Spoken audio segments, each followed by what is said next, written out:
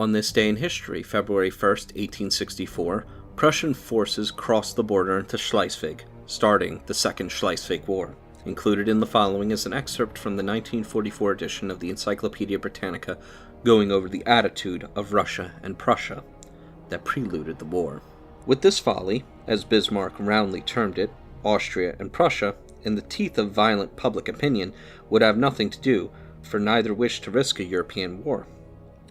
It was clear to Bismarck that the two powers, as parties to the Protocol of 1852, must uphold the succession as fixed by it, and that any action they might take in consequence of the violation of that compact by Denmark must be so correct as to deprive Europe of all excuse for interference.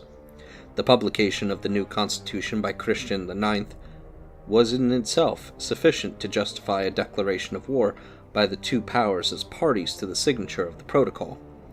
As to the ultimate outcome of their effective intervention, that could be left to the future to decide. Austria had no clear views. King William wavered between his Prussian feelings and a sentimental sympathy with the Duke of Augustenburg. Bismarck alone knew what he wanted and how to attain it. From the beginning, he said later, I kept annexation steadily before my eyes. The protests of Great Britain and Russia against the action of the German Diet helped Bismarck to persuade Austria that immediate action must be taken. On December 28th, a motion was introduced in the Diet by Austria and Prussia, calling on the Confederation to occupy Schleswig as a pledge for the observance by Denmark on the compacts of 1852. This implied the recognition of the rights of Christian IX, and was indignantly rejected, whereupon the Diet was informed that Austria and Prussia would act in a matter as independent European powers. The agreement between them was signed on January 16, 1864. One article stated that the two powers would decide only in concert on the relations of the duchies, that they would in no case determine the question of the succession save by mutual consent. At this stage, had the Danes yielded to the necessities of the situation and withdrawn from Schleswig under protest, the European powers would probably have intervened. A Congress would have restored Schleswig to the Danish crown, and Austria and Prussia, as European powers, would have had no right but to prevent any attempt upon it by the Duke of Holstein. To prevent this possibility, Bismarck made the Copenhagen government believe that Great Britain had threatened Prussia with intervention should hostilities be opened, though, as a matter of fact, England did nothing of the kind. The cynical stratagem succeeded. Denmark remained defiant, and on February 1st, 1864, the Austrian and Prussian forces crossed the Eylau. On this day in history, February 2nd, 506 AD, Ulrich II, 8th King of the Visigoths, promulgates the Breviary of Ulrich, also known as the Breviarium Alaricinium or Lex Romana Visigothorum, a collection of Roman law. Included in the following is an excerpt from the 1944 edition of the Encyclopedia Britannica going over the Breviary of Alaric.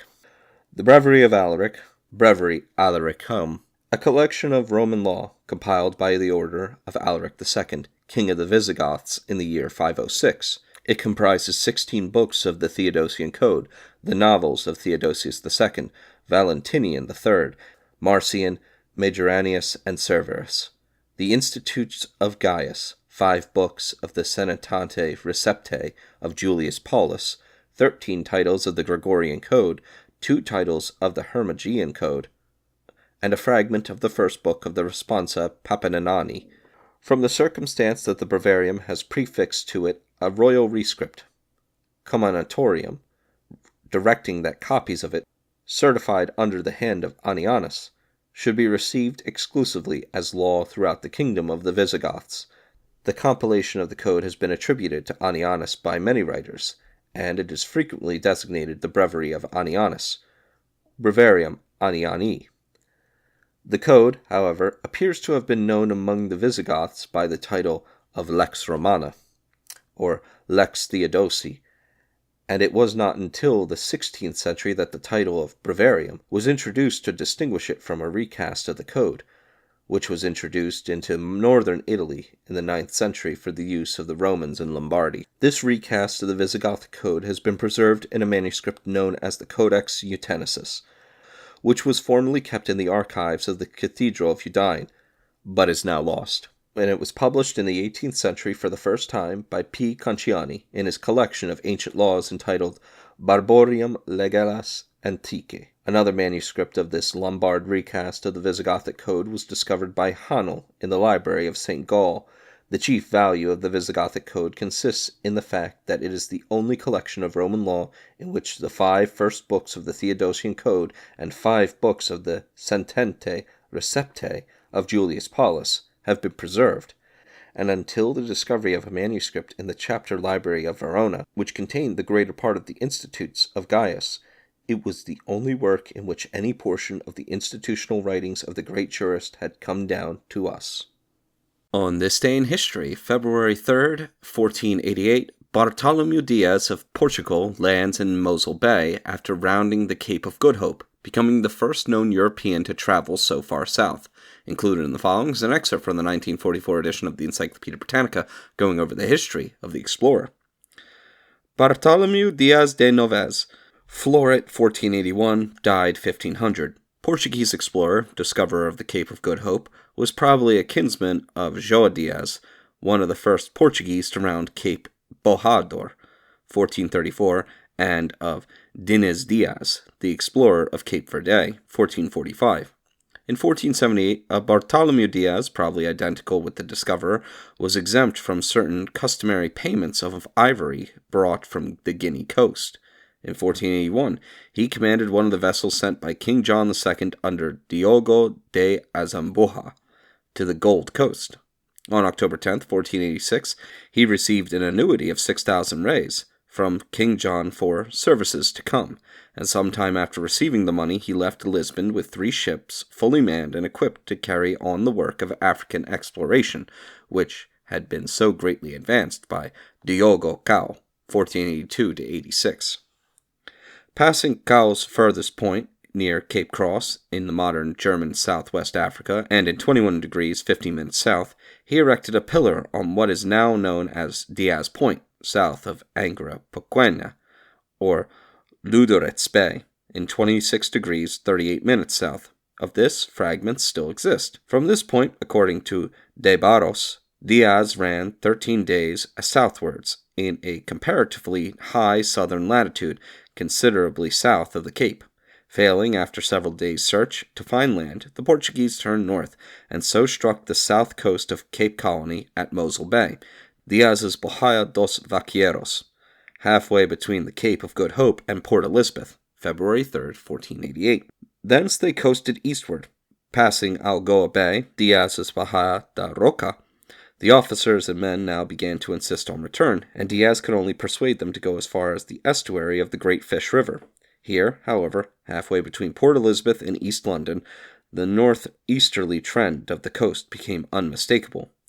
The way round Africa had been definitely laid open by the Portuguese explorer, and on his return, Diaz perhaps named Cape Agulhas after St. Brandon, while on the southernmost projection of the modern Cape Peninsula, whose remarkable highlands doubtless impressed him as the practical termination of the continent, he bestowed, says De Barros, the name of Cape of Storms, Cabo Tormentoso. This name was changed by King John to that of Good Hope, Cabo de Boa Esperança.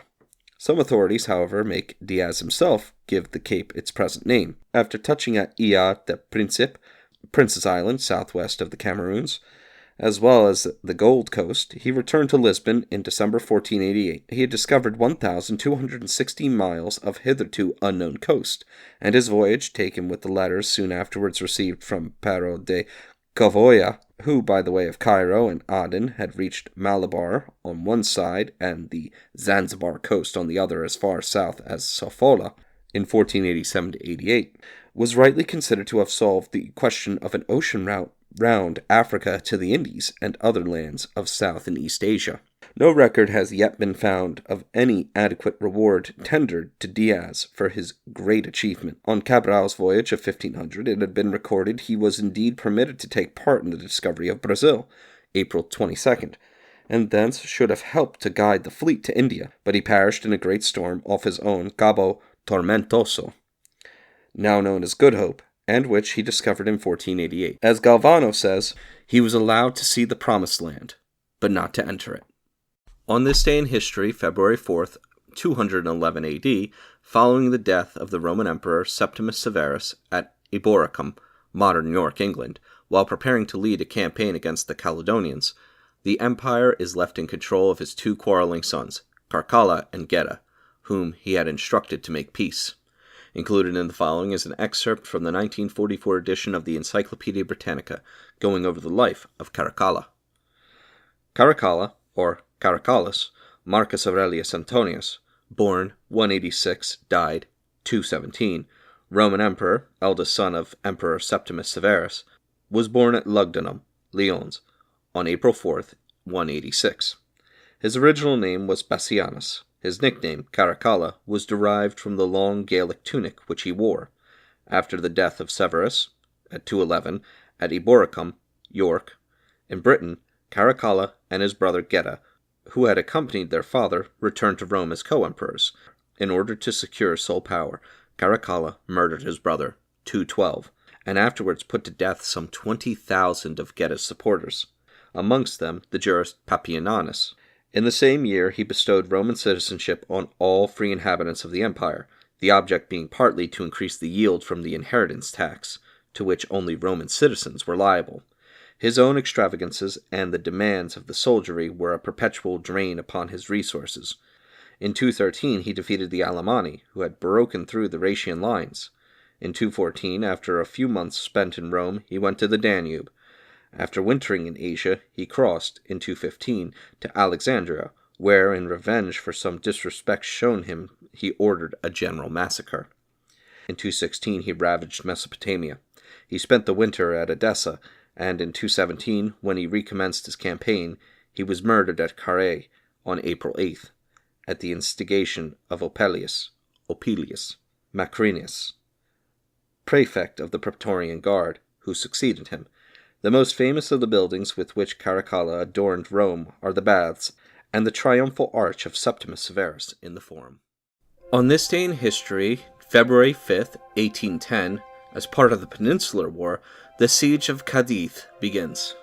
Included in the following is an excerpt from the 1944 edition of the Encyclopaedia Britannica going over the history of the village. Cadiz, founded according to tradition by Phoenician merchants from Tyre, as early as 1100 BC, had become by the 7th century the great western market for the amber and tin from the Cassiteres. About 501 BC, it was occupied by the Carthaginians, who in the 3rd century made it their base for the equipment of the armaments with which Hannibal undertook to destroy the power of Rome. At the close of the Second Punic War, the city willingly surrendered to Rome, and from this time its prosperity steadily increased.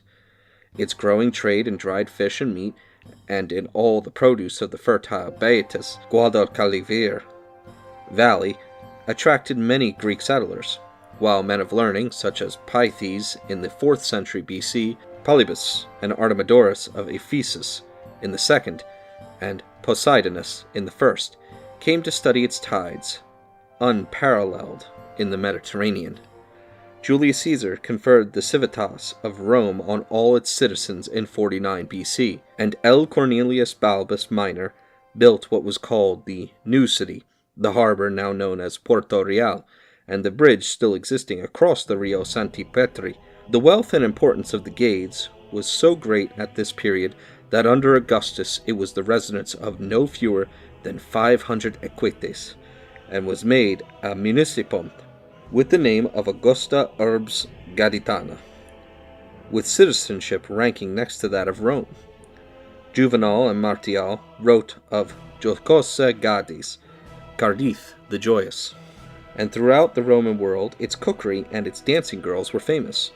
In the 5th century, however, the overthrow of Roman dominion in Spain by the Visigoths involved Cadiz in destruction. A few fragments of masonry, submerged under the sea, are almost all that remains of the original city. Moorish rule over the port, which was renamed Jezerat Cadiz, lasted from 711 until 1262, when Cadiz was captured, rebuilt, and repeopled by Alfonso X of Castile. Its renowned prosperity dated from the discovery of America in 1492. As the headquarters of the Spanish treasure fleets, it soon recovered its position as the wealthiest port of Western Europe, and consequently, it was a favorite point of attack for the enemies of Spain. During the 16th century, it repelled a series of raids by the Barbary corsairs. In 1587, all the shipping in its harbor was burned by the English squadron under Sir Francis Drake. In 1596, the fleet of the Earl of Essex and Lord Charles Howard sacked the city and destroyed 40 merchant vessels and 13 warships. This disaster necessitated the rebuilding of Cadiz on a new plan, but it quickly recovered, and its new fortifications enabled it to repel successfully attacks by British fleets under the Duke of Buckingham in 1626, Admiral Blake in 1656, and Sir George Rooke and the Duke of Ormond in 1702. During the 18th century, the wealth of Cadiz became greater than ever. From 1720 to 1765, when it enjoyed a monopoly of the trade with Spanish America, the city annually imported gold and silver to the value of about £5 million. Its wealth at this time is said to have been greater than that of London. With the closing years of the century, however, it entered upon a period of misfortune. From February 1797 to April 1798, it was blockaded by the British fleet, and in 1800, Nelson bombarded it. In 1808, the citizens captured a French squadron imprisoned by the British fleet in the Inner Bay. From February 1810 to August 1812, it was besieged by French forces, during which time it served as the capital of all Spain, not under the control of Napoleon. Here, too, the Cortes met and promulgated the famous liberal constitution of March 1812. To secure a renewal of this constitution, the citizens rebelled in 1820, the revolution spreading throughout Spain. Ferdinand VII was imprisoned at Cadiz until released in 1823 by a French army. In the Nationalist Revolution in 1936, Cadiz fell into the rebel hands almost at once, and served as an important port of entry for the reinforcements from Spanish Morocco. On this day in history, February 6, 1819, the Treaty of Singapore was signed by Sir Thomas Stamford Raffles, Hussein Shah of Johor, and Temungong Abdul Rahman, and it is now recognized as the founding of modern Singapore. Included in the following is an excerpt from the 1944 edition of the Encyclopedia Britannica, going over the history of the island nation. Singapore, a town and island situated at the southern extremity of the Malay Peninsula in 1 degree 20 minutes north, 103 degrees 50 minutes east. Singapore was the most important part of the crown colony of the Straits settlements, which consisted with it of Penang, including Province Wellesley, and Malacca. The Dindings, retroceded to the Sultan of Perak in 1935, were formally included with Penang. Singapore, midway between India and China, forms the most important halting place on the trade route to the Far East. It was strongly fortified as a naval base at the cost of the imperial government, aided by an annual military contribution payable by the colony and fixed at 20% of its gross revenue. Its geographical position gave it strategic value, and as a commercial center, it has been without a rival in this part of Asia. Its prosperity was greatly enhanced by the rapid development of the Malay states on the mainland. It possesses a good harbor, with docks and extensive coaling wharves, which were acquired by a government from Tanjong Pagar Dock Company. It has also been resorted to by native craft from all parts of the Malay archipelago. On the island of Pulau Brani stood the largest tin smelting works in existence, which for many years had annually passed through their furnaces more than half the total tin output of the world. Singapore has also establishments for tinning pineapples, a tannery, a shoe factory, and a biscuit factory. Notable are a few large commercial buildings, Government House, the Law Courts, a magnificent hospital, a lunatic asylum, Raffles College, Raffles Museum, and the Cathedral of St. Andrew. Until 1942, there were several Roman Catholic churches, a Free Kirk, an American mission, and chapels belonging to nonconformist sects. The mosques and Chinese and Hindu temples are numerous. There are military barracks at Tanglin. There is a good race course and polo ground, a fine cricket ground on the Esplanade, 4 golf courses, and yachting, swimming, and social clubs.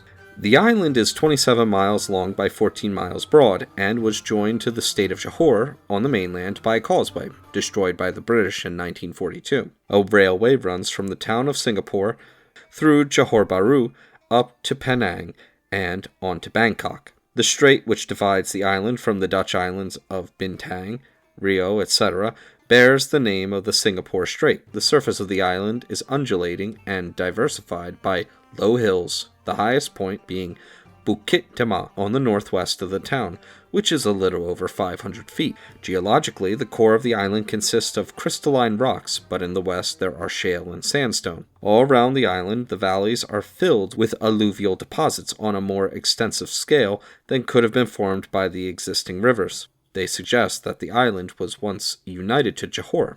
The southwest shores are fringed with coral reefs, and living coral fields are found in many parts of the straits. Composed largely of red clay and laterite, the soil is not rich. The forest is of a mean type. The humid climate causes the foliage here, as in many parts of Malay, to be luxuriant, and the contrast presented by the bright green and the rich red laterite of the cliffs is striking. When first occupied by Sir Stamford Raffles on behalf of the East India Company, the island was covered by jungle, but most of the island not reserved by government was subsequently taken up principally by Chinese, who planted rubber, vegetables, and other products. There are fine botanical gardens at Tanglin. The climate of Singapore is humid and hot. There is hardly any seasonal change, and the dampness causes the heat to be more oppressive than are higher temperatures in drier climates. The mean temperature in Singapore is approximately 80 degrees Fahrenheit. North and northeast winds prevail from the middle of October to the end of April, and south and southwest winds from the middle of May to the end of September. The rainfall has been recorded regularly since 1862. The wettest year was 1913, with 3,442.37 millimeters, and the driest 1877, with 1,482.7 millimeters. The average number of rainy days has been 173. Statistics of population are given in the article Strait Settlements. Singapore, with its hordes of immigrants, naturally has had the lowest proportion of females, but it rapidly made up leeway. There are representatives of almost every Asiatic nation and of many other races, Singapore being one of the most cosmopolitan cities in the world. Population of the city and the island, from 1941, 760,226. As Singapore was the chief administrative center of the colony, the governor had his principal residence here. Here also were chief offices of the various heads of the government departments, and here the legislative council of the colony held its sessions. The trade of Singapore has been chiefly dependent upon the position which the port occupied as the principal emporium of the Federated Malay States and of the Malay Archipelago, and as the great port of call for ships passing to and from the Far East. The total net tonnage of merchant vessels entering and clearing from Malayan waters from January to September 1939 was 26,095,401, of which about one-third were British. The retail trade of the place has been largely in the hands of Chinese, Indian, and Arab traders, but there were good European shops. The port was a free port, import duties being payable only on opium, tobacco, wines, and spirits. It is possible that Singapore was a trading center in the 12th and 13th centuries, but neither Marco Polo nor Ibn Battuta, both of whom wintered in Sumatra on their way back to Europe from China, have left anything on record confirmatory of this. By the middle of the 14th century, it was destroyed by Majapahit. In 1552, St. Xavier dispatched letters from the port to Goa. When it passed by treaty to the East India Company in 1819, Sir Stamford Raffles persuading the Sultan and Pemangong of Johor to cede it to him, it was uninhabited save for fisher folk. It was at first subordinate to Bencoolen, the company's principal station in Sumatra, but in 1823 it was placed under the administration of Bengal. It was incorporated in the colony of the Straits Settlements when the colony was established in 1826. Singapore was captured by the Japanese February 15, 1942, and was renamed by them Shonan, Light of the South. On this day in history, February 7, 1807, As part of the Napoleonic Wars, Napoleon finds Benigsen's Russian forces taking a stand at Eylau. After bitter fighting, the French take the town, but the Russians resume the battle the next day. Included in the following is an excerpt from the 1944 edition of the Encyclopedia Britannica, going over the history of the town. Eylau, a town of Germany in East Prussia, on the Pasmar, 23 miles south by east of Königsberg, by rail on the line Pillau-Prostken. It has an evangelical church, a teacher's seminary, a hospital, foundries, and sawmills. Population 12,834. Eylau was founded in 1336 by Arnulf von Ehlenstein, a knight of the Teutonic Order. It is famous as the scene of battle between the army of Napoleon and the Russians and Prussians commanded by General Benigsen, fought on February 8, 1807. The battle was preceded by a severe general engagement on the 7th. The head of Napoleon's column, advancing from the southwest, found itself opposed at the outlet of the Grunhofchen defile by a strong Russian rearguard, which held the frozen lakes on either side of the Eylau road. The French turned both wings on the enemy, and Bagration, who commanded the Russian rearguard, retired through Eylau to the main army, which was now arrayed for battle east of Eylau. Barclay de Tolly made a strenuous resistance in Eylau itself and in the churchyard, and these localities changed hands several times before remaining finally in possession of the French. It is very doubtful whether Napoleon actually ordered this attack upon Eylau, and it is suggested that the French soldiers were encouraged to a premature assault by hope of obtaining quarters in the village. There is, however, no reason to suppose that this attack was prejudicial to Napoleon's chance of success, for his own army was intended to pin the enemy in front, while the outlying masses of maneuver closed upon the flanks and rear. In this case, the vigor of the general advance guard was superfluous, for Benigsen stood to fight on his own free will. The foremost line of the French bivouacs extended from Rothenen to Freiheit, but a large proportion of the army spent the night in quarters farther back. The Russian army, on the other hand, spent the night bivouated in order of battle. The cold was extreme, and food was scarce in both armies. The ground was covered at the time of battle with deep snow, and all the lakes and marshes were frozen, so that troops of all arms could pass everywhere, so far as the snow permitted. Two of Napoleon's corps, Davout and Ney, were still absent, and Ney did not receive his orders until the morning of the 8th. His task was to descend upon the Russian right, and also to prevent a Prussian corps under Lestock from coming on to the battlefield. Davout's corps, advancing from the southeast of Molvitten, was destined for the attack of Benigsen's left wing. In the meantime, Napoleon made preparations for the frontal attack. His infantry extended from the windmill through Eylau to Rothenen, and the artillery was deployed along the whole front. Behind each infantry corps and on the wings stood the cavalry. The guard was in second line south of Eylau, and an army reserve stood near Vashkeiten Lake. Benigsen's army was drawn up in line from Schloditten to Klein Sausgarten, the front likewise covered by guns, in which arm he was numerically much superior, having some 200. A detachment occupied Serpalen. The battle opened in a dense snowstorm. About 8 a.m., Benigsen's guns opened fire on Eylau, and after a fierce but undecided artillery fight, the French delivered an infantry attack from Eylau. This was repulsed with heavy losses, and the Russians advanced towards the windmill in force. Thereupon, Napoleon ordered his center, the 7th Corps of Augereau, to move forward from the church against the Russian front, the division of Saint-Hilaire on Augereau's right participating in the attack. If we conceive of this first stage of the battle as the action of the general advance guard, Augereau must be held to have overdone his part. The 7th Corps advanced in dense masses, but in the fierce snowstorm lost its direction. Saint-Hilaire attacked directly and unsupported. Augereau's corps was still less fortunate. Crossing obliquely the front of the Russian line, as if making for Schloditten, it came under a feu d'enfer, and was practically annihilated. In the confusion, the Russian cavalry charged with the utmost fury downhill, and with the wind behind them, 3,000 men only out of about 14,000 appeared at the evening parade of the corps. The marshal and every senior officer were among the killed and wounded. The Russian counterstroke penetrated into Eylau itself, and Napoleon himself was in serious danger.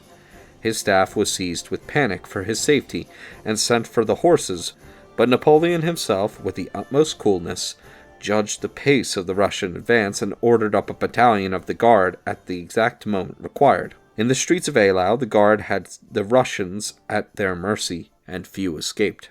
Still, the situation for the French was desperate, and the battle had to be maintained at all costs.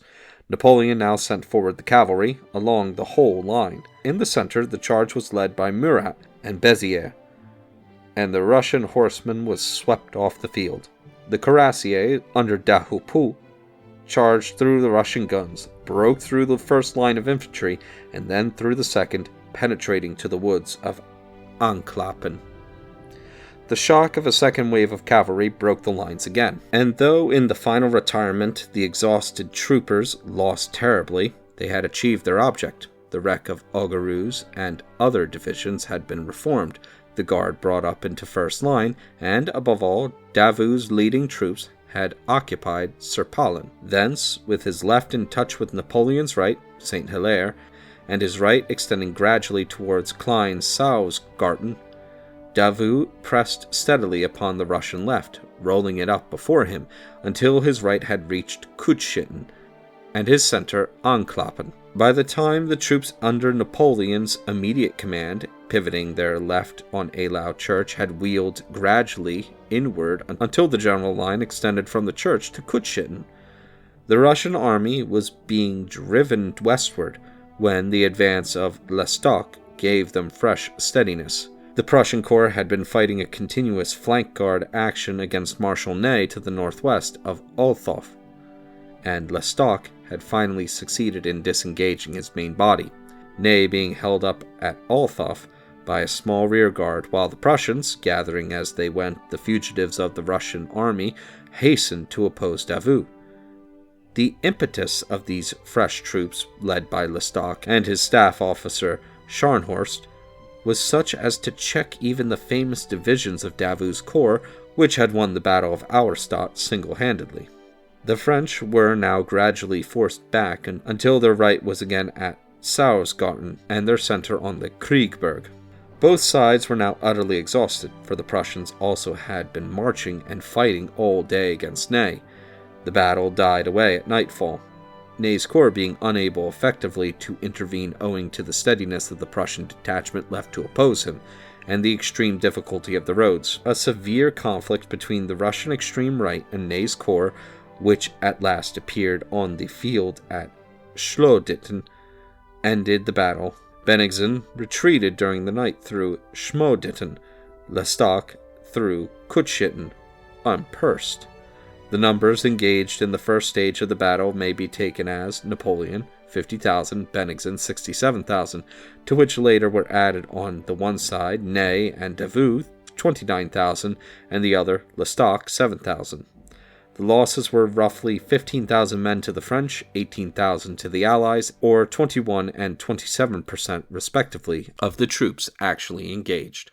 On this day in history, February 8th, 1837, Richard Johnson becomes the first and only Vice President of the United States chosen by the Senate. Included in the following is an excerpt from the 1944 edition of the Encyclopedia Britannica, going over the history of the Vice President. Richard Mentor Johnson, born 1781, died 1850, 9th Vice President of the United States, was born at Bryan Station, Kentucky, on October 17th, 1781. He was admitted to the bar in 1800 and became prominent as a lawyer and Democratic politician, serving in the Federal House of Representatives and in the Senate for many years. From 1837 to 1841, he was the Vice President of the United States, to which position he was elected over Francis Granger by the Senate, none of the four candidates for the vice presidency having received a majority of the electoral votes. The opposition to Johnson within the party greatly increased during his term, and the Democratic National Convention of 1840 adopted the unprecedented course of refusing to nominate anyone for the vice presidency. In the ensuing election, Johnson received most of the Democratic electoral votes, but was defeated by the Whig candidate John Tyler. He died at Frankfort, Kentucky, on November 19, 1850. On this day in history, February 9th, 1555, Bishop of Gloucester John Hooper is burned at the stake. Included in the following is an excerpt from the 1944 edition of the Encyclopedia Britannica, going over the history of the bishop. John Hooper, died 1555, Bishop of Gloucester and Worcester, and martyr, was born in Somerset about the end of the 15th century and graduated B.A. at Oxford in 1519. In 1538, a John Hooper appears among the names of the Black Friars at Gloucester, another among the White Friars at Bristol, who surrendered their houses to the king, and another as canon of Wormsley Priory in Herefordshire. But identification of any of these with the future bishop is doubtful, and in the sentence pronounced against him by Gardiner, he is described as Olim Monachus de Sliva Ordinis Cistercensis, i.e., of the Cistercian house of Cleve, Somerset. Before 1546, he was employed in the household of Sir Thomas Arundel, and Hooper speaks of himself at the period as being a courtier and living too much of a court life in the palace of our king. But he chanced upon some of Zwingli's works and Bullinger's commentaries on St. Paul's epistles, and after some molestation in England and some correspondence with Bullinger, he took refuge on the continent, reaching Strasbourg in the middle of the Schmalkaldic War. There he married Anne de Cercles, and later proceeded by way of Basel to Zurich, where his Zwinglian convictions were confirmed by constant intercourse with Bullinger, Zwingli's successor. In May 1549, Hooper returned to England. He at once became the principal champion of Swiss Protestantism against Lutherans as well as the Catholics, and was appointed chaplain to Protector Somerset. After Somerset's fall, he became Warwick's chaplain, and after a course of lectures before the king, was offered the bishopric of Gloucester. This led to a prolonged controversy. Hooper had already denounced the Aaronic vestments and the oath by the saints prescribed in the new ordinal, and he refused to be consecrated according to its rites. Cranmer, Ridley, Bucer, and others urged submission. Confinement to his house by order of the council proved ineffectual, and he spent some weeks in the Fleet prison before he submitted to consecration with the legal ceremonies, March 8, 1551. Although he had opposed Northumberland's plot for the exclusion of Mary from the throne, he was sent to the Fleet on September 1, 1553, on a doubtful charge of debt to the Queen. The real cause was his staunchness to a religion which was still by law established. Edward VI's legislation was, however, repealed in the following months, and in March 1554, Hooper was deprived of his bishopric as a married man. There was still no statute by which he could be condemned to the stake, but Hooper was kept in prison, and in December the Heresy Acts were revived. On January 29, 1555, Hooper, Rogers, Rowland Taylor, and others were condemned by Gardiner and degraded by Bonner. Hooper was sent to Gloucester, where he was burnt on February 9th, meeting his fate with steadfast courage and unshaking conviction. Hooper was the first of the bishops to suffer, because his Zwinglian views placed him further beyond the pale than Cranmer, Ridley, and Latimer.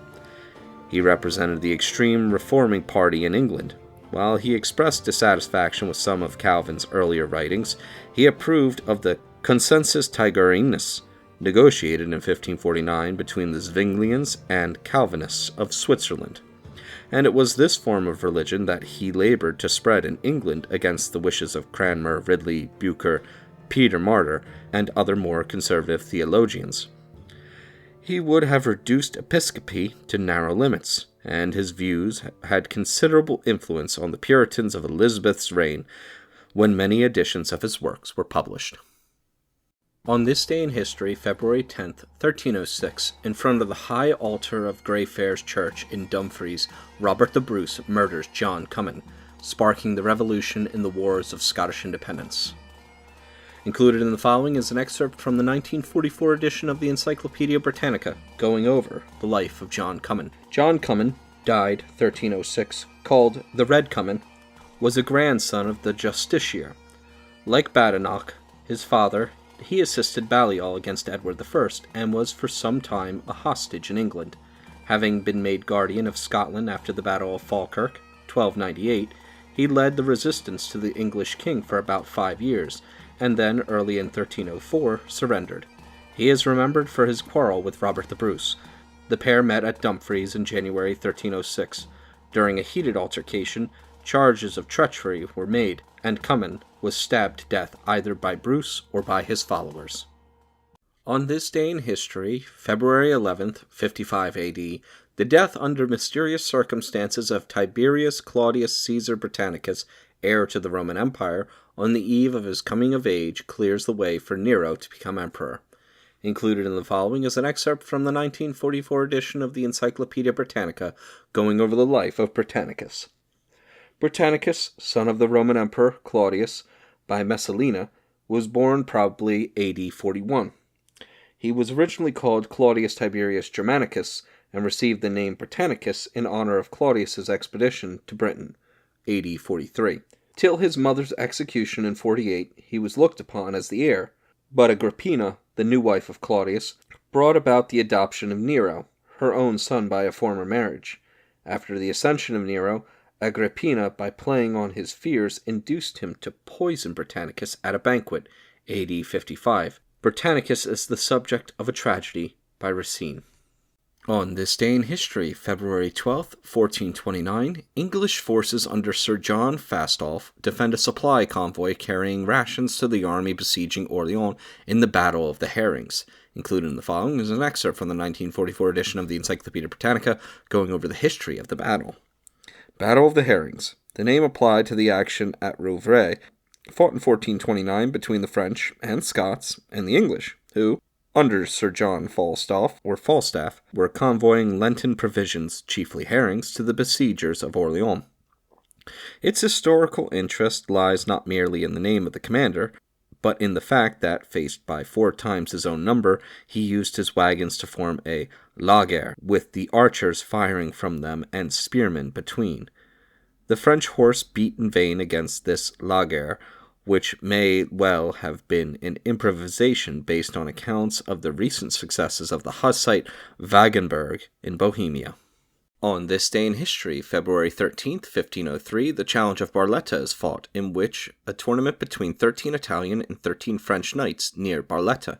Included in the following is an excerpt from the 1944 edition of the Encyclopaedia Britannica, going over the history of the town. Barletta, in ancient times Barduli, episcopal see, Apulia, Italy, on the southeast coast, province of Bari, 34.5 miles west by northwest of Bari by rail. Population, from 1936. For the town, 51,597. For the commune, 52,386. It has a Romanesque cathedral begun about 1150, a Gothic church of St. Sepolcro, 13th century, and a castle, 13th century, remodeled in 1532 to 37. It is a center of the wine trade. In the neighborhood, during the siege of Barletta by the French in 1503, a combat took place between 13 picked knights of Italy and France, which resulted in favor of the former. It has been celebrated by Massimo de Azeglio in his Disfida di Barletta. On this day in history, February 14th, 842, Charles the Bald and Louis the German swear the oaths of Strasbourg in the French and German languages. Also, in 1349, several hundred Jews are burned to death by mobs while the remaining Jews are forcibly removed from Strasbourg. Included in the following is an excerpt from the 1944 edition of the Encyclopaedia Britannica, going over the history of the town of Strasbourg. Strasbourg has always been a place of great strategical importance, and as such has been strongly fortified. The pentagonal citadel, constructed by Vauban in 1682-84, was destroyed during the siege of 1870. The site of the town was originally occupied as a Celtic settlement, which was captured by the Romans, who replaced it by the fortified station of Argentortorum, afterwards the headquarters of the 8th Legion. In 357, the Emperor Julian regained here a decisive victory over the Alemanni, who, 50 years later, reconquered the whole of the district. Towards the end of the 5th century, the town passed to the Franks, who gave it its present name. The famous Strasbourg oaths between Charles the Bold and Louis the German were taken here in 842, and in 923, through the homage paid by the Duke of Lorraine to the German King Henry I, began the connection of the town with the German kingdom, which lasted for over 7 centuries. The early history of Strasbourg consists mainly of struggles between the bishop and the citizens. The conflict was finally decided in favor of the citizens by the Battle of Oberhausbergen in 1262, and the position of a free imperial city, which had been conferred upon Strasbourg by the German king, Philip of Swabia, was not again disputed. In 1332 there was an internal revolution which admitted the guilds to a share in the government of the city. In 1381 the city joined the Städtebund, or League of Swabian Towns, and a century later it helped the Swiss Confederates at Granson and Nancy. The Reformed doctrines were readily accepted in Strasbourg about 1523, and the city was skillfully piloted through the ensuing periods of religious dissensions by Jacob Sturm von Sturmeck, who secured for it very favorable terms at the end of the War of the League of Schmalkalden. In the 30 Years' War, the town observed a prudent neutrality.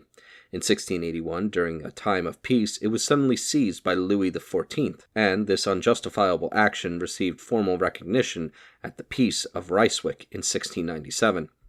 At the French Revolution, the city was deprived of its privileges as a free town. In the War of 1870-71, Strasbourg, with its garrison of 17,000 men, surrendered to the Germans on September 28, 1871. The city and the cathedral suffered considerably from the bombardment. The bishopric of Strasbourg existed in the days of the Merovingian kings, being probably founded in the 4th century, and embraced a large territory on both banks of the Rhine, which was afterwards diminished by the creation of the bishoprics of Spires and Basel. The bishopric was in the Archdiocese of Mainz, and the bishop was a prince of the empire. The episcopal lands were annexed by France in 1789, and the subsequent Roman Catholic bishops of Strasbourg discharged spiritual duties only. Strasbourg is the seat of a bishop, of a prefect, and of the departmental organization. There is a radio broadcasting station. Extensive improvement schemes were approved in 1924, including the harbor by a canal and a petroleum harbor below the town. In World War II, Strasbourg was occupied by the Germans in June 1940, and subsequently made by them part of the Third Reich. Numerous people fled the town, seeking refuge in the then unoccupied territory of France. Later, several more were expelled by the Germans. On this day in history, February 15th, 590, Khosrow II is crowned King of Persia. Included in the following is an excerpt from the 1944 edition of the Encyclopaedia Britannica, going over the life of Khosrow II. Khosrow II, the Victorious, 590 to 628, son of Hormizd IV, and grandson of Khosrow I, was raised to the throne by the magnates who had rebelled against his father in 590. At the same time, the general Bahram Chobin proclaimed himself king. The war with the Romans, begun in 571, had not yet ended. Khosrow fled to Syria, and persuaded the Emperor Maurice to send help. Many acknowledged Khosrow, and in 591 he was brought back to Ctesiphon, and Bahram Chobin beaten. Peace with Rome was then made, Maurice merely restoring the former frontier and abolishing the subsidies which had formerly been paid to the Persians. When in 602 Maurice was murdered by Phocas, Khosrow began war with Rome to avenge his death. His armies plundered Syria and Asia Minor, and in 608 advanced into Chalcedon. In 613 and 614 Damascus and Jerusalem were taken by the general Sharbaraz, and the Holy Cross seized. Soon after, Egypt fell. The Romans could offer little resistance, and they were torn by internal dissensions and pressed by the Avars and Slavs. At last, in 622, the Emperor Heraclius, successor of Phocas in 610, was able to take the field. In 624, he advanced into northern Media, where he destroyed the great fire temple of Kazakh. In 626, he fought in Lazistan, while Shahabraz advanced to Chalcedon and tried in vain to conquer Constantinople. In 627, Heraclius defeated the Persian army at Nineveh and advanced toward Ctesiphon. Khosrow fled, and as his despotism and indolence had roused opposition, his eldest son, Kaved II, whom he had imprisoned, was set free and proclaimed king. 4 days afterwards, Khosrow was murdered, February 628. Meanwhile, Heraclius returned in triumph to Constantinople. In 629, the cross was given back to him and Egypt evacuated, while the Persian army, from the apparent greatness which it had reached 10 years earlier, sank into hopeless anarchy. On this day in history, February 16th, 1630, Dutch forces led by Hendrik Lonck capture Olinda in what was to become part of Dutch Brazil. Included in the following is an excerpt from the 1944 edition of the Encyclopedia Britannica, going over the Dutch and French aggression in Brazil. Brazil had hardly been brought under royal authority before a determined effort was made by the French to establish a permanent colony. The prime mover in this enterprise was a French adventurer and soldier of fortune named Nicolas de Villegagnon, who contrived to enlist the support of Admiral Coligny and even Calvin by the assurance that the future colony would be an asylum for Huguenots and other Protestants. King Henry II lent his sanction, and in 1555 the French took possession of the beautiful harbor of Rio de Janeiro, which the Portuguese had strangely neglected to occupy. But Villegagnon failed to rise to his opportunities. He showed little skill as a colonist. His promise of religious toleration was broken. Attempts at forceful conversion to Catholicism alienated the support of the Protestants. Rumors of these dissensions reached Europe and checked what might have become a great migration from France and Geneva. Meanwhile, the Portuguese had come to realize the extent of the French menace. A large force under Mem d'Assa, the governor-general, blockaded the entrance to the harbor and forced the French garrison to surrender. To ward off future attacks, Mem d'Assa, in 1567, founded the city of Rio de Janeiro. Although subsequent attempts were made by the French to gain a foothold in Brazil, notably by Duclerc and Admiral Duguay-Trouin in 1710 and 1711, the hope of establishing Antarctic France as a pendant to the French colonies in North America was never realized. From 1580 to 1640, Portugal was united to Spain, and as part of the Spanish colonial empire, Brazil was naturally exposed to attacks by Spain's enemies. Among these were the Dutch, who had just succeeded in establishing their independence. In 1630, a fleet sent out by the Dutch West India Company captured Pernambuco, the metropolis of the rich sugar-growing district in the north. As governor of its new possession, the company chose Count Maurice of Nassau-Siegen, a prince of the House of Orange, and perhaps the ablest man in the Netherlands. His statesmanlike program included the creation of a great colonial empire, reconciliation between Dutch and Portuguese, the grant of religious tolerance, and the limited participation of the colonies in government. Imposing public works were erected in the capital, rechristened Mauritsstad. Distinguished artists and scientists were invited to make known to Europe the resources and beauties of Brazil, but the directors of the company, intent on a policy of greed and gain, refused to support their enlightened governor, and he resigned in 1644. A rebellion launched by a wealthy plantation owner, João Fernandes Vieira, proved beyond the power of Maurice's competent successors to crush, and in 1661 the Dutch renounced all claim to Brazil. On this day in history, February 17th, 1600, on his way to be burned at the stake for heresy at Campo de Fiore in Rome, the philosopher Giordano Bruno has a wooden vice put on his tongue to prevent him continuing to speak. Included in the following is an excerpt from the 1944 edition of the Encyclopedia Britannica, going over the history of the philosopher. Giordano Bruno, born circa 1548, died 1600, Italian philosopher, was born near Nola.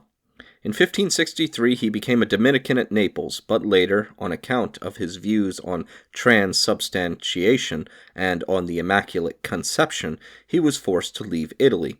In 1579, he reached Geneva, the home of Calvinism. Finding himself out of harmony there, he wandered on through Toulouse, where he lectured on philosophy, arriving at Paris in 1581. There he delivered lectures on the logical system of Raymond Lully, and wrote the De Ombris Aedarum, Ars Memorae, De Compendiosa Architectura et Complemento Artis Lully, Cantus Saccaius, and the satirical comedy Il Candelho. In 1583, Bruno traveled to England, where, in spite of his disgust with English manners and the pedantry of Oxford, he produced his best works, Seno della Ceneri, a criticism of English social life and an exposition of the Copernican theory, Della Causa, Principio de Uno, and Del Infinito, Universo I Mondi, metaphysical works, Erioci, Fororio, Cabala del Cavallo Pegasio, and Spazio della Bestia Trionfante. The Spazio is an allegory treating of moral philosophy and expressing his opposition to religion. It exalts truth, prudence, wisdom, law, and judgment, and at the same time scoffs at the mysteries of faith and places the Jewish record on level with Greek myths. In 1585 to 86, Bruno returned to Paris, but wandered on to Marburg and Wittenberg, the headquarters of Lutheranism, where he wrote a number of logical treatises.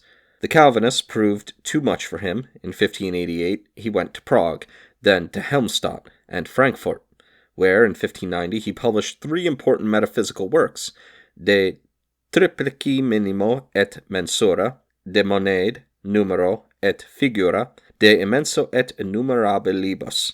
We find him next at Zurich, whence he accepted an invitation to Venice. This led to the emissaries of the Inquisition to bringing him to Rome in 1593, where he was imprisoned for 7 years before he was excommunicated and burnt at the stake on February 17, 1600. Apart from his disdainful boasting nature and his attack on contemporary Christianity, the chief causes of Bruno's downfall were his rejection of Aristotelian astronomy for that of Copernicus, which allowed for the possibility of innumerable worlds, and his pantheistic tendencies. Inspired by the Stoics, the Neoplatonists, and above all by Nicholas of Cusa, Bruno asserted that amid all the varying phenomena of the universe, there is something which gives coherence and intelligibility to them, and this something is God, the universal unifying substance from which all things come of necessity. As a manifestation of God, the universe must be infinite and animated, but being itself difficult to comprehend, it gives no true knowledge of God, who is far removed from his effects. As the unity in all things, God may be called the monos monadum, every other thing being a monos, or self-existent, living nature, a universe in itself. The human soul is a thinking monad whose highest function is the contemplation of the divine unity, and whose destiny is immortality as a portion of the divine life. In the later Latin treatises, these pantheistic tendencies are moderated, the universe appearing as the realization of the divine mind. On this day in history, February 18th, 1229, as part of the Sixth Crusade, Friedrich II, Holy Roman Emperor, signs a 10-year truce with Al-Kamil, regaining Jerusalem, Nazareth, and Bethlehem, with neither military engagements nor support from the papacy. Included in the following is an excerpt from the 1944 edition of the Encyclopedia Britannica, going over the history of the Crusade. The Sixth Crusade, 1228 to 1229. The Sixth Crusade succeeded as signally as the Fifth had failed, but the circumstances under which it took place and the means by which it was conducted made its success still more disastrous than the failure of 1221. The last crusade had, after all, been under papal control. If Richard I directed the Third Crusade, and the policy of the Hohenstaufen and the Venetians directed the Fourth, it was a papal legate who steered the Fifth to its fate. The Crusade of Friedrich II in 1228-29 finds its analogy in the projected Crusade of Henry VI. It is essentially lay. It is unique in the annals of the Crusades. Alone of all the Crusades, though the Fourth Crusade offers some analogy, it was not blessed but cursed by the papacy. Alone of all the Crusades, it was conducted without a single act of hostility against the Mohammedan. St. Louis, the true type of the religious crusader, once said that a layman ought only to argue with a blasphemer against Christian law by running his sword into the bowels of the blasphemer as far as it would go. Friedrich II talked amicably with all unbelievers, if one may trust Arabic accounts, and he achieved by mere negotiation the recovery of Jerusalem, for which men had mainly striven with the sword for the 40 years since 1187. It was in 1215 that the leader of this strange crusade had first taken the vow. It was 12 years afterwards when he had finally attempted to carry the vow into effective execution. Again and again he had excused himself to the Pope, and been excused by the Pope, because the exigencies of his policy in Germany or Sicily tied his hands. After the failure of the Fifth Crusade, for which these delays were in part responsible, Honorius III had attempted to bind him more intimately to the Holy Land by arranging a marriage with Isabella, the daughter of John of Brienne, and the heiress of the Kingdom of Jerusalem. In 1225, Friedrich married Isabella, and immediately after the marriage he assumed the title of king in right of his wife, and exacted homage from the vassals of the kingdom. It was thus as King of Jerusalem that Friedrich began his crusade in the autumn of 1227. Scarcely, however, he had sailed from Brindisi when he fell sick of fever, which had been raging for some time among the ranks of his army. While they waited for the crossing, he sailed back to Otranto in order to recover his health. But the new pope, Gregory IX, launched in hot anger the bolt of excommunication, in the belief that Friedrich was malingering once more. Nonetheless, the emperor sailed on his crusade in the summer of 1228, affording to astonished Europe the spectacles of an excommunicated crusader, and leaving his territories to be invaded by papal soldiers, whom Gregory IX professed to regard as crusaders against a non-Christian king, and for whom he accordingly levied a tithe from the churches of Europe. The paradox of Friedrich's crusade is indeed astonishing. Here was a crusader against whom a crusade was proclaimed in his own territories.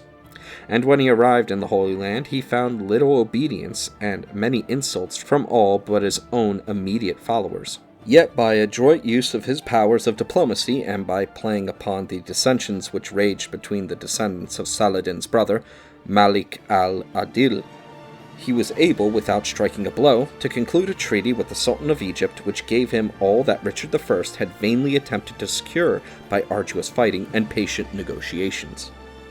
By the Treaty of February the 18th, 1229, which was to last for 10 years, the Sultan conceded to Friedrich, in addition to the coast towns already in the possession of the Christians, Nazareth, Bethlehem, and Jerusalem, with a strip of territory connecting Jerusalem to the port of Acre.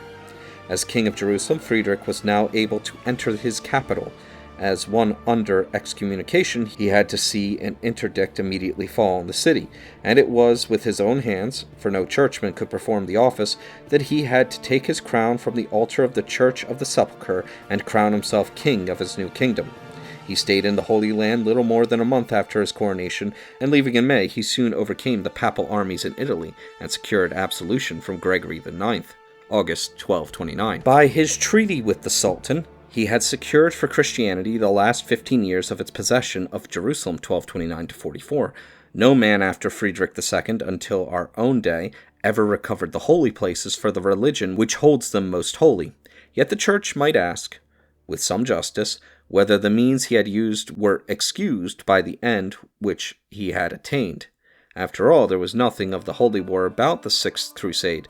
There was simply huckstering, and as in an Eastern bazaar, between a free-thinking semi-Oriental king of Sicily and an Egyptian sultan. It was indeed in the spirit of a king of Sicily, and not in the spirit, though it was in the role, of a king of Jerusalem that Friedrich had acted.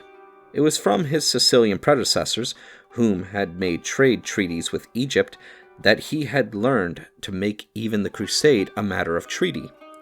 The Norman line of Sicilian kings might be extinct. Their policy lived after them in their Hohenstaufen successors, and that policy as objective of Constantinople, to divert the Fourth Crusade to the old Norman Crusade, its secular, diplomatic, non-religious aspect.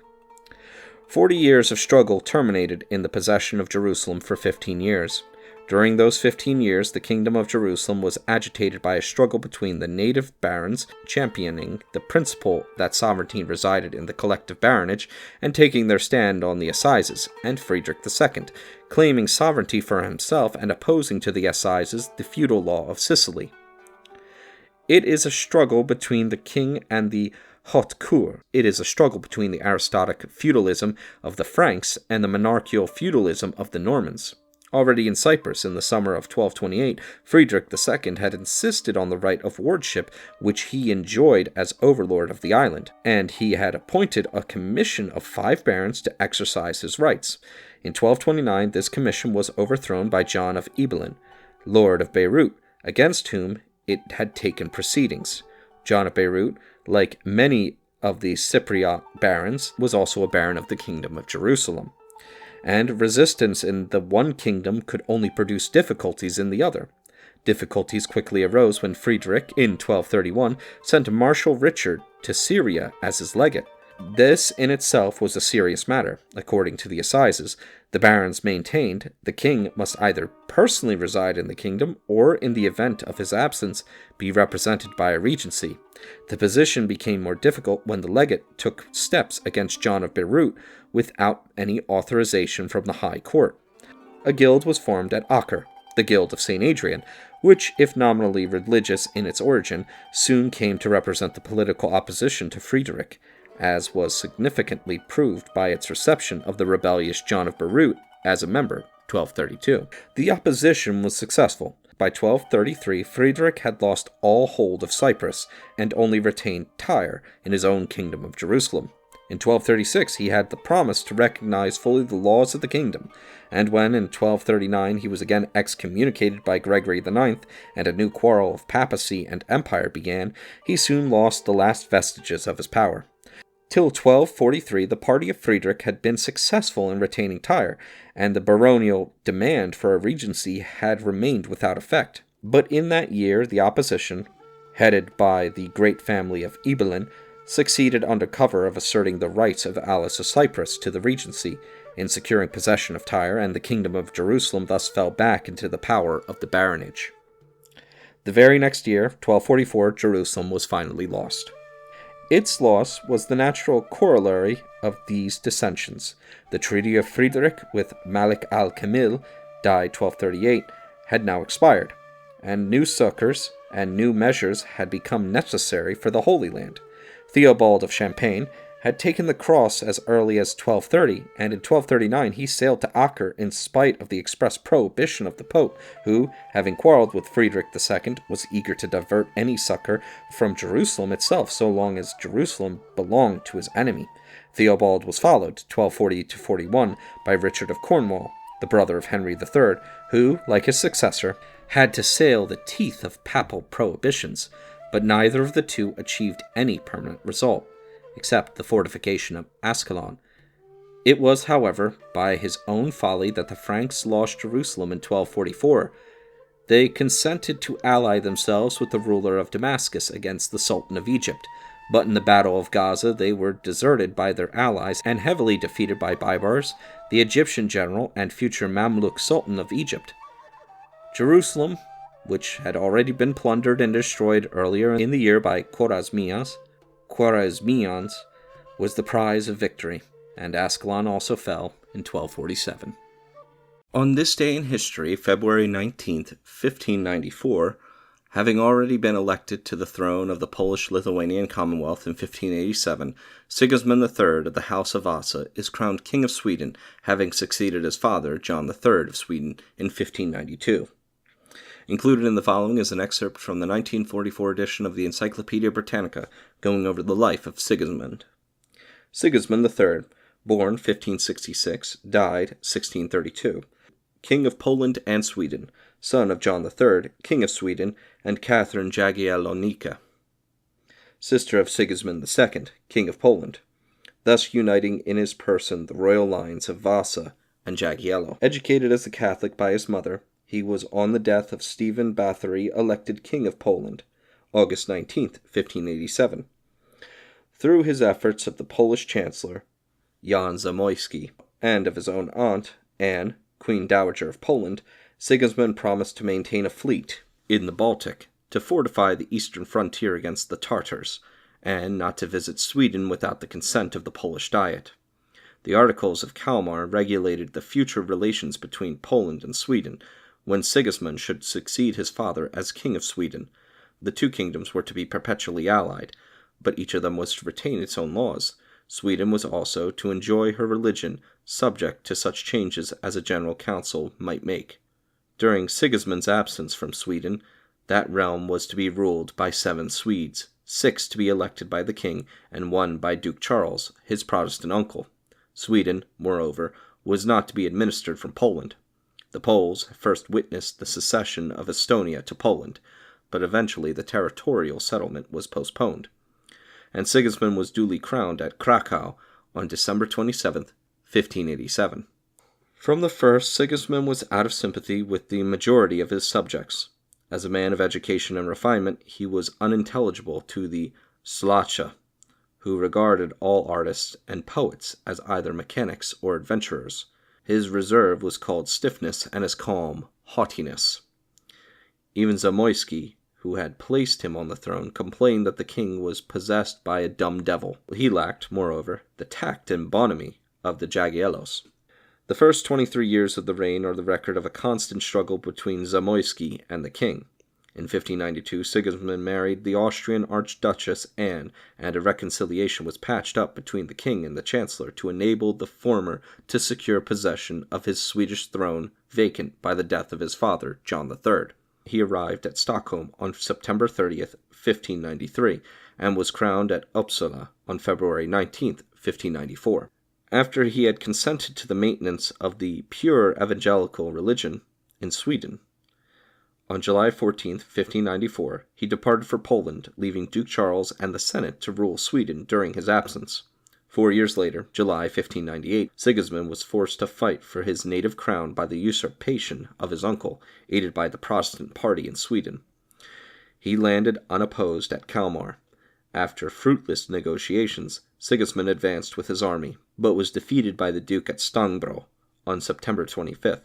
He never saw Sweden again, but refused to abandon his claims. And this unfortunate abstinency was to involve Poland in a whole series of unprofitable wars with Sweden. In 1602, Sigismund wedded Constantia, the sister of his deceased first wife, an event which strengthened the hands of the Austrian party at court and still further depressed the chancellor. At the Diet of 1605, Sigismund endeavored to substitute a decision by a plurality of votes for a unanimity in the Diet. The opposition of Zamoyski nullified the effect of this salutary reform. His death, however, in the same year, left his more ardent followers without a check. From 1606 to 1610, Poland was in an anarchical condition. On foreign affairs, these disorders had a disastrous effect. Poland was unable to take the opportunity of breaking the power of the Tsars, which the collapse of Muscovy had shaken. At the outbreak of the 30 Years' War, Sigismund prudently leagued with the emperor against the Turks and the Protestants. Sigismund died very suddenly in his 66th year, leaving 2 sons, Vladislav and John Casimir, who succeeded him in rotation. On this day in history, February 20th, 1472, Orkney and Shetland are pawned by Norway to Scotland in lieu of a dowry for Margaret of Denmark.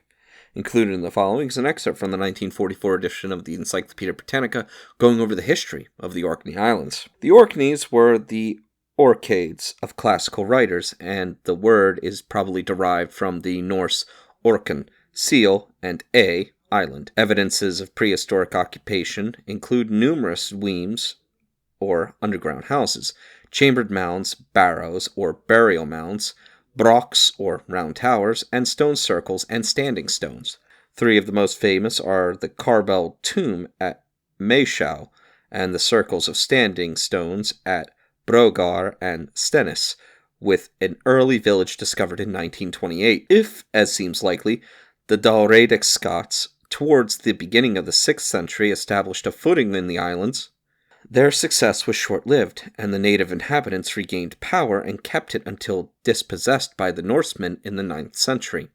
The Celtic missionaries, companions of St. Columba, followed about 565. As the Norse pirates made raids on Norway from the islands, as well as on Scotland, Harold Hairfager, Fairhair, subdued the rovers in 875 and added the Orkneys and Shetlands to Norway. They remained under the rule of Norse earls until 1231, when the line of the earls became extinct. In that year, the earldom of Caithness was granted to Magnus, second son of the Earl of Angus, whom the King of Norway apparently confirmed in the title. In 1468, the Orkneys and Shetlands were pledged to Christian I of Denmark for the payment of the dowry of his daughter Margaret, betrothed to James III of Scotland, and as money was never paid, their connection with the Crown of Scotland has been perpetual. In 1471, William, Earl of Orkney, exchanged his earldom for lands in Fife, and the islands were annexed to the Scottish Crown. In 1581, Lord Robert Stewart, natural son of James V, was created Earl of Orkney, but in 1615 the earldom was again annexed to the Crown. The islands were the rendezvous of Montrose's expedition in 1650, which culminated in his imprisonment and death. In 1707, the islands were granted to the Earl of Morton in mortgage, but in 1766 his estates were sold to Sir Lawrence Dundas, ancestor of the Marquesses of Zetland. In the early times, both the Archbishop of Hamburg and the Archbishop of York disputed with the Norwegians ecclesiastical jurisdiction over the Orkneys, but ultimately the Norwegian bishops, the first of whom was William the Old, consecrated in 1102, continued the canonical succession. The see, left vacant on several occasions, was finally abolished in 1697, although many of the clergy refused to conform. The Norse tongue, at last extinguished by the constant influx of settlers from Scotland, lingered until the end of the 18th century. When the islands were given as security for the princess's dowry, there seemed reason to believe that it was intended to redeem the pledge, because it was then stipulated that the Norse system of government and the law of St. Olaf should continue to be observed in Orkney and Shetland. Thus, the Udal succession and mode of land tenure, or that is, absolute freehold as distinguished from feudal tenure, still obtained to some extent, and the remaining Udalers hold their lands and pass them on without written title.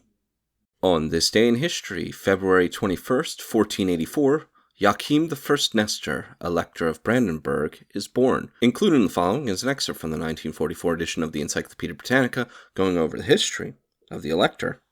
Joachim I, born 1484, died 1535, surnamed Nestor, Elector of Brandenburg, elder son of John Cicero, Elector of Brandenburg, was born on February 21st, 1484. He became Elector in January 1499 and married Elizabeth, daughter of John, King of Denmark. By stern and cruel measures, he succeeded in restoring some degree of order in Brandenburg. He improved the administration of justice, aided the development of commerce, and befriended the towns. In the imperial election of 1519, Joachim voted for Charles, but relations between the emperor and the elector were not friendly, and Joachim was frequently in communication with Charles's enemies. Joachim was a pugnacious adherent of Catholic orthodoxy. He urged upon the emperor the enforcement of the Edict of Worms, and at several diets was prominent among the enemies of the reformers. His wife adopted the Reformed faith, and in 1528 fled for safety to Saxony. Joachim, who was a patron of learning, established the University of Frankfurt on the Oder in 1506. He died at Stendal on July 11th, 1535. On this day in history, February 22nd, 1371, Robert II becomes King of Scotland, beginning the Stuart dynasty. Included in the following is an excerpt from the 1944 edition of the Encyclopedia Britannica, going over the life of Robert.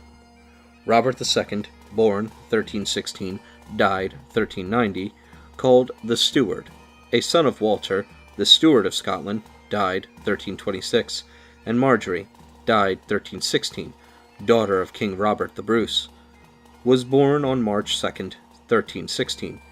In 1318, the Scottish Parliament decreed that if King Robert died without sons, the crown would pass to his grandson, but the birth of a son, afterwards King David II, to Bruce in 1324, postponed the ascension of Robert for nearly 42 years. Soon after the infant David became king in 1329, the Steward began to take a prominent part in the affairs of Scotland. He was one of the leaders of the Scottish army at the Battle of Halidon Hill in July 1333, and together with John Randolph, 3rd Earl of Moray, died 1346, was chosen co-regent of Scotland, while David sought safety in France. The colleagues soon quarreled. Randolph fell into the hands of the English, and Robert became sole regent until the return of David in 1341.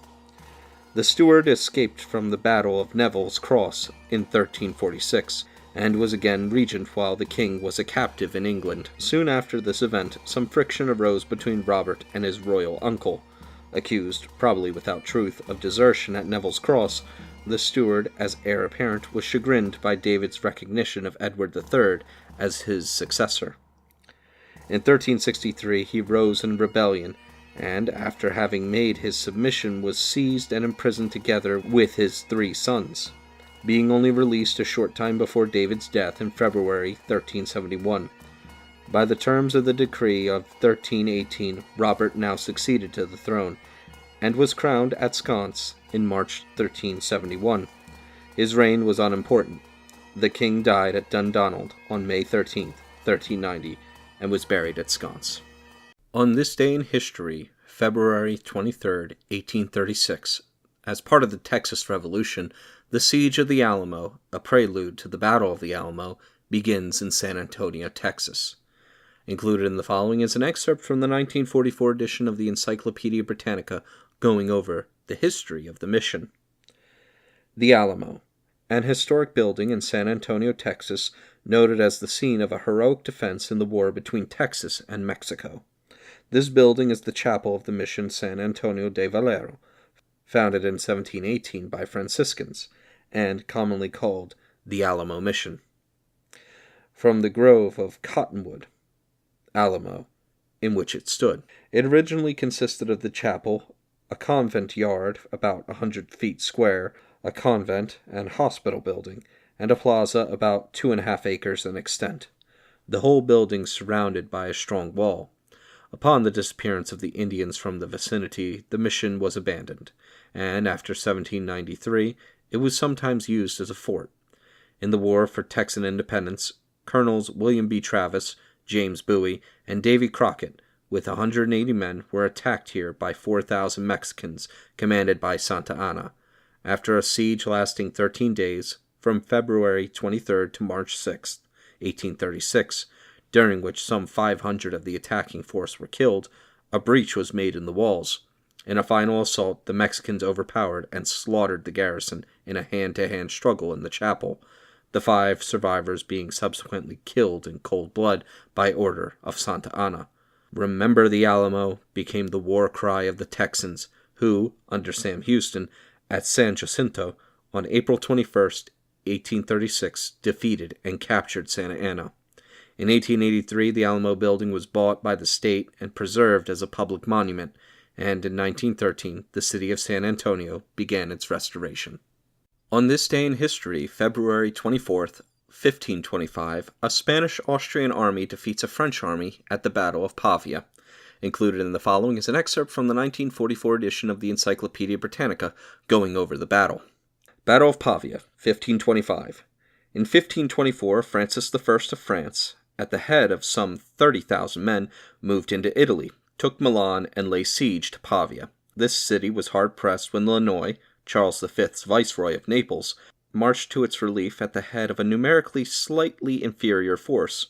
On February 25, 1525, an attempt was made to join hands with the garrison, but Francis so skillfully deployed his artillery that he took the Spanish attacking column in flank and drove it back in confusion. Imagining the victory to be his, he set out in pursuit, only to be met by an epoch-making tactical surprise which ended in the destruction of his army and the capture of himself. One of Lannoy's generals was the Marquis de Pesquer, a man of genius. He had under his command 1,500 Spanish arquebusiers, and having grasped the true value of the firearm, had instructed them, without word of command, to wheel round, to face about from this side to that, now here, now there, with the utmost rapidity. When the French cavalry charged, they were met by this novel system of defense which threw them into complete confusion. Meanwhile, the advance of the French cavalry and infantry had masked their guns, and whilst Francis was held in the front by the arquebusiers, Antonio de Leyva, at the head of the garrison, made a sortie from Pavia, and fell on his rear. As the Battle of Ravenna, 1512, marks the advent of artillery as the weapon of demoralization, so does that of Pavia marks the superiority of hand firearms over lances and pikes. In spite of the lessons of Alfonso de Este at the first and of Pesquer at the second, it took many years of bloodshed before European armies grasped their meaning. On this day in history, February 25th, 138 AD, Roman Emperor Hadrian adopts Antoninus Pius as his son, effectively making him his successor. Included in the following is an excerpt from the 1944 edition of the Encyclopedia Britannica going over the life of the emperor. Antoninus Pius, Titus Aurelius Fulvius Boianus Arius Antoninus, born AD 86, died 161, Roman emperor from 138 to 161, the son of Aurelius Fulvius, a Roman consul whose family had originally belonged to Nemosus, Nemes. He was brought up by his grandfather, Arrius Antoninus, a friend of the younger Pliny. He was consul in 120, was next chosen as one of the 4 consulars for Italy, and won distinction as proconsul of Asia. On February 25, 138, he was adopted by the Emperor Hadrian as his successor, on condition that he himself adopt Marcus Annius Verus, nephew of his wife Faustina, and Lucius, son of Aelius Verus, afterwards the emperors Marcus Aurelius and Lucius Aelius Verus. A few months afterwards, on Hadrian's death, he became emperor. Antoninus was experienced and intelligent, and sincerely desired the welfare of his subjects. One of his first acts was to beg the Senate in person to decree divine honors to Hadrian. This gained him his name of Pius, and this foreshadowed his policy, for throughout his reign he sought to increase the dignity of the Senate, consulting it in person on matters of state, and giving back Italy to its management. He discouraged informers, delatores, and when conspiracies occurred showed great clemency. With the help of his council of select jurists, he made legal reforms tending to greater simplicity and humanity. In Italy he promoted art and science, built baths and aqueducts, and expanded the system of provision for orphans. Under his personal care, the provinces prospered. Their burdens, for example the imperial post, were lightened, and liberal relief was granted to distressed cities. The peace of his reign was broken only by insurrections of the Moors, 152, Egyptians, 153, Jews and brigands, and these were easily put down. The one military result of interest to us now is the building in Britain of the wall of Antoninus, from the Forth to the Clyde. Antoninus died of fever at Lorium in Etrurium, probably March 7, 161. His one surviving child married the Emperor Marcus Aurelius. On this day in history, February 26, 364, Valentinian I is proclaimed Roman Emperor. Included in the following is an excerpt from the 1944 edition of the Encyclopaedia Britannica going over the life of Valentinian. Valentinian I, Roman Emperor of the West from AD 364 to 375, was born at Sibylus in Pannonia. He had been an officer of the guard under Julian and Jovian, and had risen high in the imperial service. He was chosen emperor in his 43rd year by the officers of the army at Nicaea in Bithynia in 364, and shortly afterwards named his brother Valens colleague with him in the empire. As Emperor of the West, Valentinian took Italy, Illyricum, Spain, the Gauls, Britain, and Africa, leaving to Valens the eastern half of the Balkan Peninsula, Greece, Egypt, Syria, and Asia Minor as far as Persia. During the short reign of Valentinian there were wars in Africa, in Germany, and in Britain, and Rome came into collision with the Burgundians, Saxons, and Alemanni. The emperor's chief work was guarding the frontiers and establishing military positions. Milan was at his first headquarters for settling the affairs of northern Italy. Next year, 365, he was at Paris, and then at Reims, to direct the operations of his generals against the Alemanni, who were driven back to the German bank of the Rhine, and checked for a while by a chain of military posts and fortresses. At the close of 367, however, they suddenly crossed the Rhine and sacked Moguntiacum, Mainz. Valentinian attacked them at Solicinium, Sols, in the Neckar Valley, or Schwetzingen, with a large army, and defeated them with considerable loss on his own part. Later, in 374, he made peace with their king, Macrianus.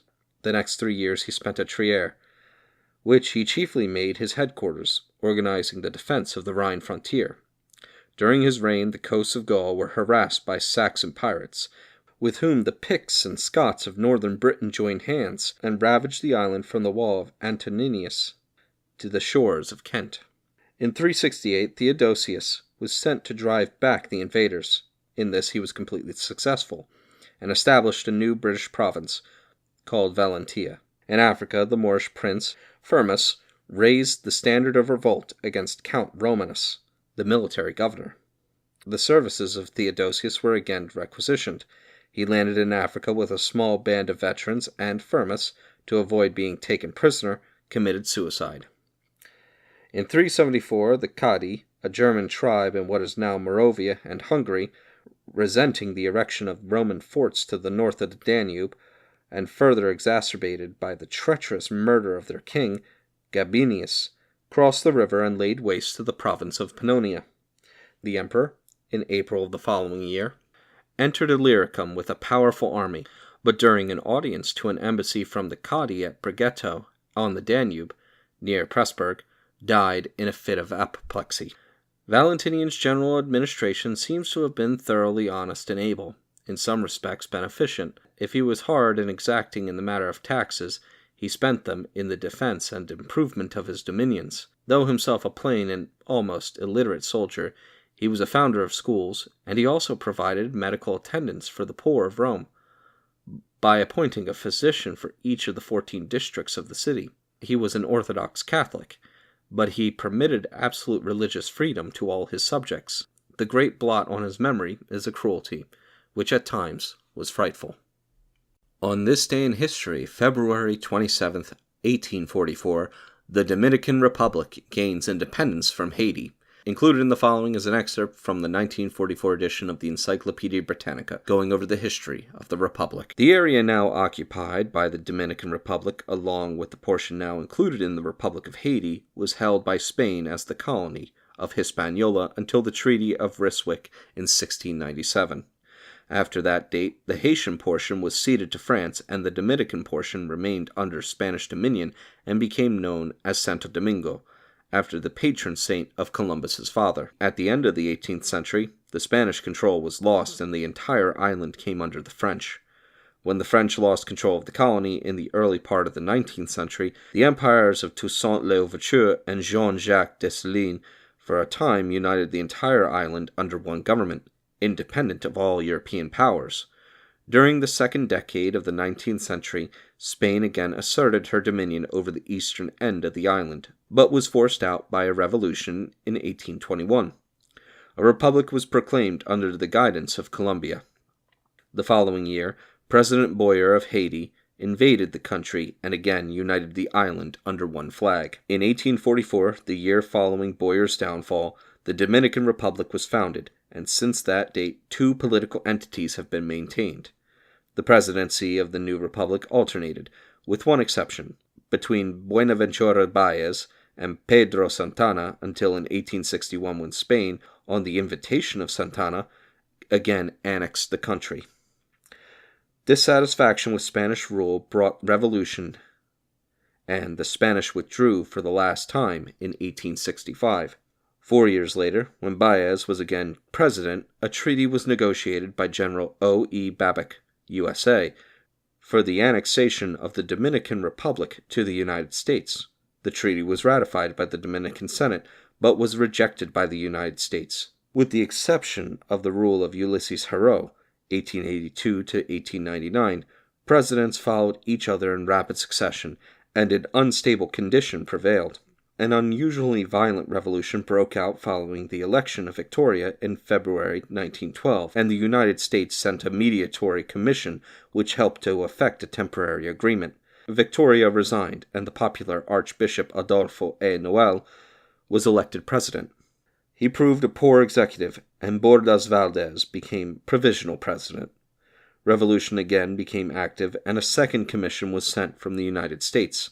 Bordas resigned, and Baez became provisional president on August 27, 1914. Jimenez took office as president in December of the same year. He was deposed in April 1916 by Arias, the Secretary of War, who assumed power. On May 5th, American forces were landed. Dr. Enriquez E. Carvajal was then appointed as provisional president. More trouble followed, and the United States felt compelled to intervene formally.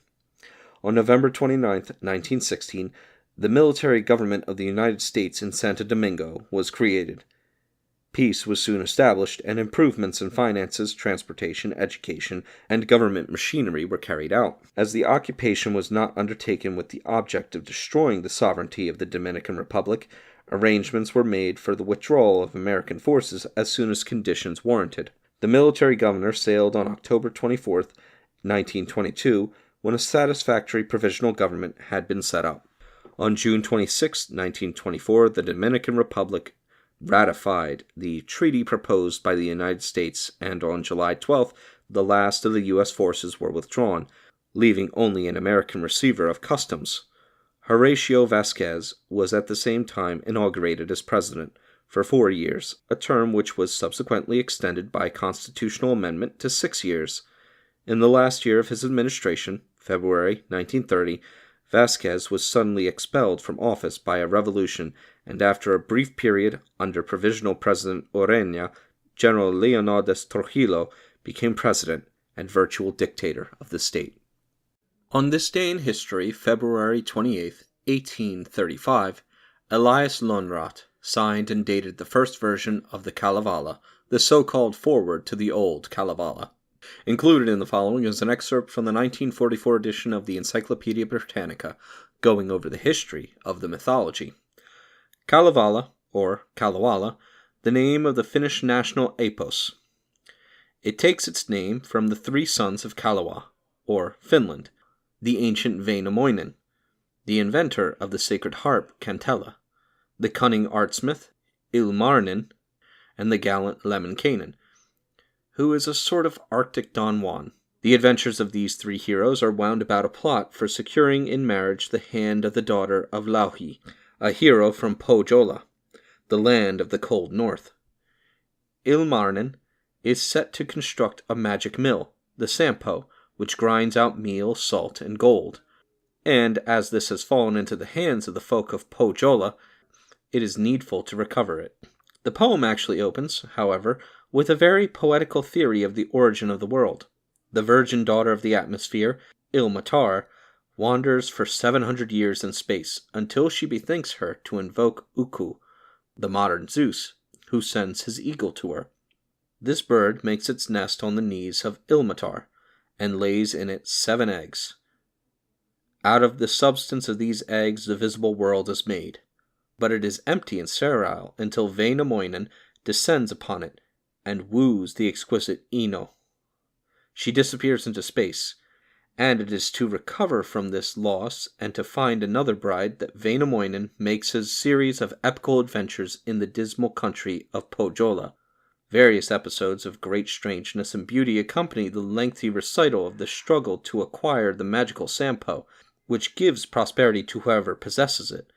In the midst of the battle, the Sampo is broken and falls into the sea, but one fragment floats on the waves, and being stranded on the shores of Finland, secures eternal felicity for that country. At the very close of the poem, a virgin, Mariatta, brings forth a king who drives Väinämöinen out of the country, and this is understood to refer to the ultimate conquest of paganism by Christianity. The poem is written in 8-syllabled trochaic verse, and an idea of its style may be obtained from Longfellow's Hiawatha, which is a pretty true imitation of the Finnish epic. Longfellow, in fact, borrowed his meter from a German translation of the Kalevala in the original meter. Until the 19th century, the Kalevala existed only in fragments in the memories and on the lips of the peasants. A collection of a few of these scattered songs were published in 1822 by Dr. Zacharias Topelius. But it was not until 1835 that anything like a complete and systematically arranged collection was given to the world by Dr. Elias Lönnrot.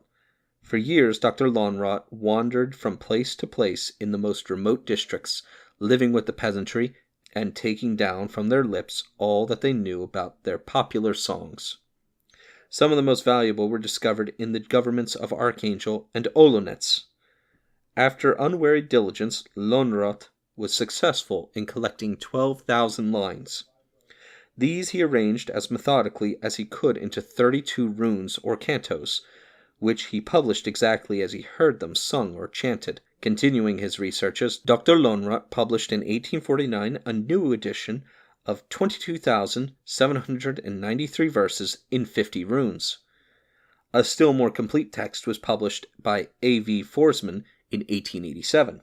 The importance of this indigenous epic was at once recognized in Europe, and translations were made into Swedish, German, and French. Several translations into English exist, the latest being by W. J. Kirby in 1907. The best foreign editions issued are those of Castren in Swedish, 1844, Lauzon-le-Duc in French, 1845 and 1868, and Schaffner in German, 1852.